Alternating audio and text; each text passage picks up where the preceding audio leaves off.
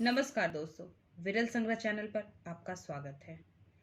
हमने अपने पिछले वीडियो में 1 रुपए के पहले इशू के बारे में जानकारी साझा की थी, जिसकी छपाई 1926 में बंद कर दी गई। परंतु कुछ ही वर्षों के बाद सरकार को दोबारा 1 रुपए के नए नोट जारी करने की जरूरत पड़ गई। आज के वीडियो में हम 1940 में जारी किए गए 1 रुपए के नोट के बारे में कुछ जानकारी साझा करेंगे और इस नए डिजाइन के 1 रुपए के नोट को भी देखेंगे। बैंक नोट की जानकारी के लिए विरल संग्रह चैनल को सब्सक्राइब करें और हमारे नए वीडियो के नोटिफिकेशन के लिए बेल आइकन को क्लिक करें। हमारे वीडियो में आपने कई बार सुना होगा कि नोटों पर मुद्रा नियंत्रक के हस्ताक्षर होते थे। 1 रुपए के दूसरे इशू को देखने से पहले ये जानते हैं कि ये मुद्रा नियंत्रक कौन थे। भारतीय रिजर्व बैंक की स्थापना से पहले तक अंग्रेजों के अधीन भारत में मुद्रा जारी करने और मुद्रा के प्रचलन पर नियंत्रण रखने की जिम्मेदारी मुद्रा विभाग की होती थी, जो वित्त विभाग की इकाई थी। मुद्रा विभाग के प्रमुख अधिकारी को मुद्रा नियंत्रक कहा जाता था। मुद्रा नियंत्रक के नीचे उप मुद्रा नियंत्रक और उसके नीचे मुद्रा एजेंट होते थे, जो नोटों के जारी करने वाले सर्कल में उप नियंत्रक के सहयोगी होते थे। सभी अधिकारियों को परिषद में गवर्नर जनरल द्वारा नियुक्त किया जाता था। जैसा कि हमने पिछले वीडियो में जाना है कि 1 रुपए की नोट की छपाई 1926 में बंद कर दी गई थी, परंतु 1927 के हिल्टन यंग कमीशन की सिफारिश के बाद 1935 में एक बार फिर से 1 रुपए की नोट की छपाई शुरू की गई। इस बार एक नए डिजाइन के साथ छोटे आकार के नोटों की छपाई शुरू हुई। इस नोट का डिजाइन टॉम आई आर्चर ने तैयार किया था। उन्हें हेनरी आर्चर के नाम से भी जाना जाता है।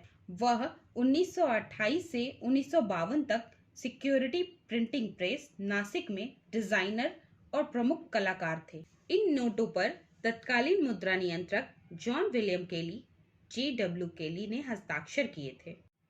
इस डिजाइन के नोट की छपाई का काम इंग्लैंड के 3 अलग अलग मुद्रा छापने वाली कंपनियों को दिया गया था। सभी मुद्रा छापने वाली प्रेसों ने अलग अलग प्रीफिक्स के नोट छापे, जिसमें सीरियल नंबर को भी अलग अलग फॉन्ट और स्टाइल में छापा। प्रीफिक्स A और B के लगभग 12 crore 28 lakh note bank of England में छापे गए। प्रीफिक्स C के लगभग 8 crore note Waterloo and Sons London में छापे गए, जबकि प्रीफिक्स D के लगभग 4 crore 30 lakh note Bradbury Wilkinson Surrey England में छापे गए थे। यह ध्यान देने वाली बात है कि इस नोट का सीरियल नंबर कॉमा सेपरेटेड है।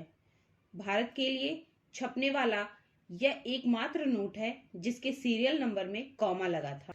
प्रीफिक्स E और F वाले note currency note press Nashik में किंग जॉर्ज V की मृत्यु के बाद छापे गए थे। 1935 में इंग्लैंड में छापे गए प्रीफिक्स A, B, C और D के नोट को 1936 में किंग जॉर्ज V की मृत्यु हो जाने के कारण निरस्त कर दिया गया, परंतु बाद में द्वितीय विश्व युद्ध के दौरान चांदी की कमी और भारत में बढ़ते 1 रुपए की मांग को पूरा करने के लिए ये नोट 1940 में जारी किए गए। आइए देखते हैं इस डिजाइन के नोट में क्या क्या विशेषताएं थी और ये पहले के छापे गए डिजाइन से कैसे अलग थी। यह नोट हाथों से बने सफेद वाटरमार्क पेपर पर छापे जाते थे, जिसका आकार 9.2 सेंटीमीटर लंबा और 5.4 सेंटीमीटर चौड़ा था। इसके ऊपर में बाईं तरफ गवर्नमेंट ऑफ इंडिया लिखा है और उसके नीचे बीच में राजा का ताज है। इसकी दाहिने छोर पर ऊपर में RE1 रुपए का संक्षिप्त रूप से लिखने के तरीके से लिखा गया है, जिसे पहली बार 1 रुपए के नोट पर उपयोग किया गया। 1935 के 1 रुपए के चांदी के सिक्के के अग्रभाग की छवि नोट के दाहिने हिस्से में है, जिसके नीचे मुद्रा नियंत्रक JW केली का हस्ताक्षर अंग्रेजी में है। नोट के अग्रभाग में बाईं ओर सूक्ष्म अक्षरों में लिखे गवर्नमेंट ऑफ इंडिया वाले बैकग्राउंड पर विभिन्न भाषाओं में 1 रुपया लिखा है।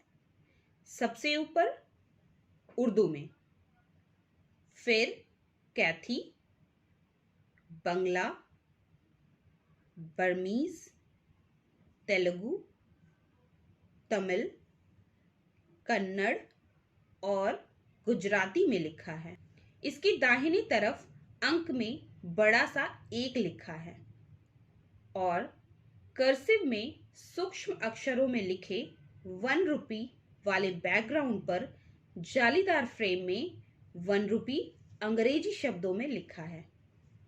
यह ध्यान देने वाली बात है कि सूक्ष्म अक्षरों में लिखा government of India capital letter में, जबकि 1 रुपी स्मॉल कर्सिव लेटर में लिखा है।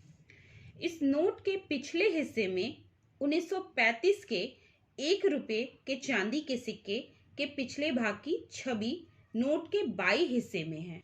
नोट के बीच में ऊपर किंग जॉर्ज V का राज चिन्ह GRI राजमुकुट के साथ छपा है और निचले हिस्से में नोट का सीरियल नंबर है।